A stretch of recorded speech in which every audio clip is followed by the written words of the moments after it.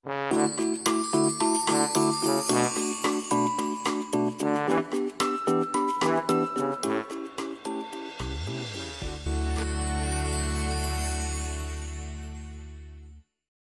terdengar kata sel, mungkin yang terbersit dalam benak adalah tempat untuk mengurung penjahat atau pelaku tindak kriminal.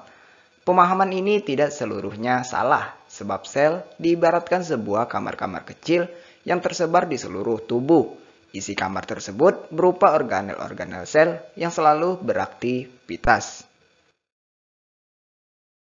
Konsep sel dihasilkan atau tercipta dari pengamatan melalui mikroskop yang terlihat sebagai bangunan kotak-kotak kecil yang kemudian diberi nama sel.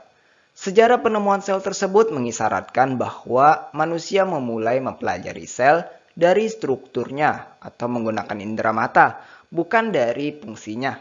Hal tersebut mewarnai perkembangan pengetahuan manusia tentang sel itu sendiri. Struktur yang diperoleh melalui mikroskop tadi akhirnya diterjemahkan ke arah fungsi. Karena pada kenyataannya organisme hidup itu mempunyai struktur, fungsi, dan juga proses.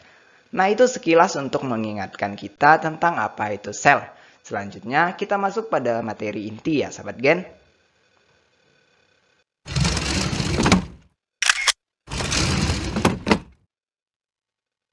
Penemuan sel menjadi salah satu objek pengetahuan manusia. Sejak sel ditemukan pertama kali oleh Robert Hooke, yaitu seorang ilmuwan fisika dan kimia berkebangsaan Inggris, sel terus mengalami perkembangan yang begitu pesat. Namun, sejarah penelitian sel sebenarnya telah dimulai jauh sebelum Robert Hooke mengenal istilah sel. Salah satu pelopornya adalah Aristoteles. Dalam teori epigenesisnya, Aristoteles menyatakan bahwa perkembangan hewan selalu berasal dari struktur sederhana menuju bentuk yang lebih kompleks. Sebagaimana yang kita ketahui bahwa orang yang pertama kali melakukan pengamatan dan menggambarkan sel adalah Robert Hooke, yang merupakan seorang ilmuwan dari Inggris. Hooke menggunakan mikroskopnya untuk melihat irisan tipis gabus yang diperoleh dari tanaman.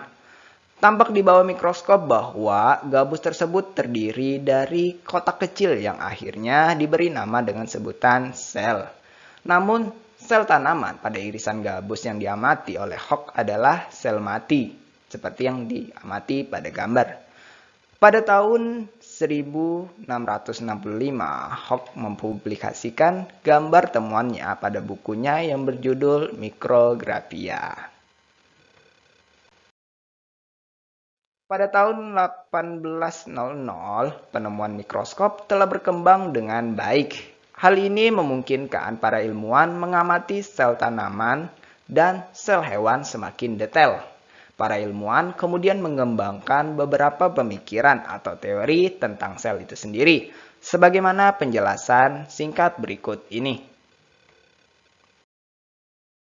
Pada tahun 1838, seorang ilmuwan bernama Matthias Claden, yaitu botanikus dari Jerman, menyatakan bahwa semua tanaman terdiri dari sel.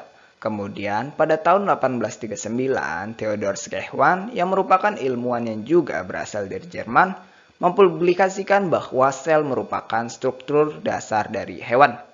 Kemudian pada tahun 1855, Rudolf Virchow, yang merupakan seorang dokter dari Jerman, menyatakan bahwa sel itu terbentuk dari sel-sel yang sudah ada. Dengan kata lain, bahwa sel itu membelah untuk menghasilkan sel yang baru.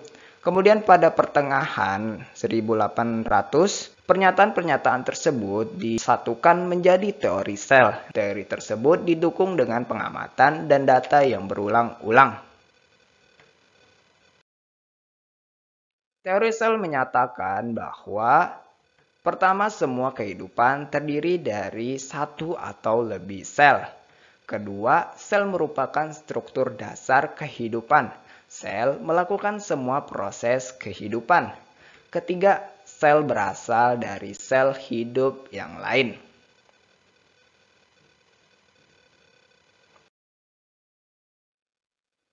Selain penemuan sel yang memunculkan beberapa teori berhubungan dengan definisi sel itu sendiri, Berikut ini juga merupakan teori-teori tentang sel yang dikemukakan oleh beberapa ilmuwan lainnya.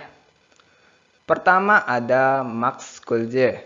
Sel merupakan kesatuan fungsional kehidupan yang menunjukkan bahwa aktivitas yang berlangsung dalam tubuh makhluk hidup tercermin dalam aktivitas dalam selnya.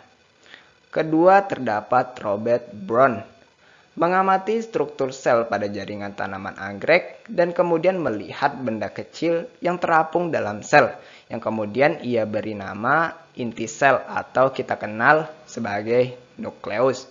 Kemudian terdapat Felix Durjardin yang mengemukakan bahwa bagian penting dari sel adalah isi sel itu sendiri.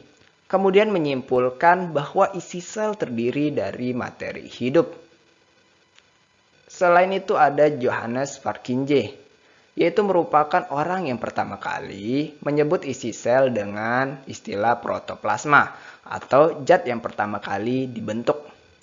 Hasil penelitiannya juga menyebutkan bahwa ada satu bentuk yang lebih kental dan lebih gelap dari keadaan sekitarnya, yang ia sebut sebagai nukleus.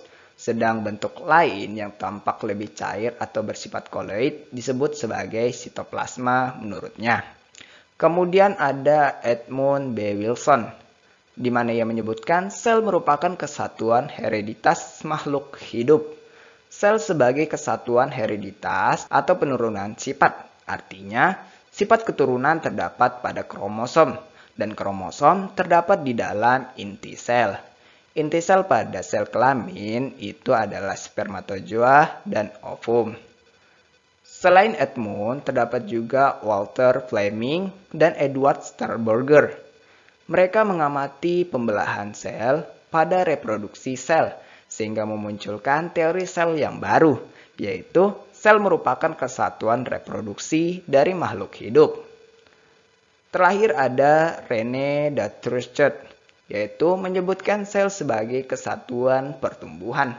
Artinya bahwa suatu makhluk hidup dikatakan tumbuh apabila ada pertambahan ukuran dalam tubuhnya. Penambahan volume tubuh tersebut disebabkan karena pertambahan ukuran sel dan pertambahan jumlah selnya. Ini beberapa teori yang dikemukakan oleh para ilmuwan yang juga turut andil dalam memahami sel pada awal mulanya ya, selain dari ilmuwan yang sebelumnya menghadirkan teori-teori tentang sel lainnya.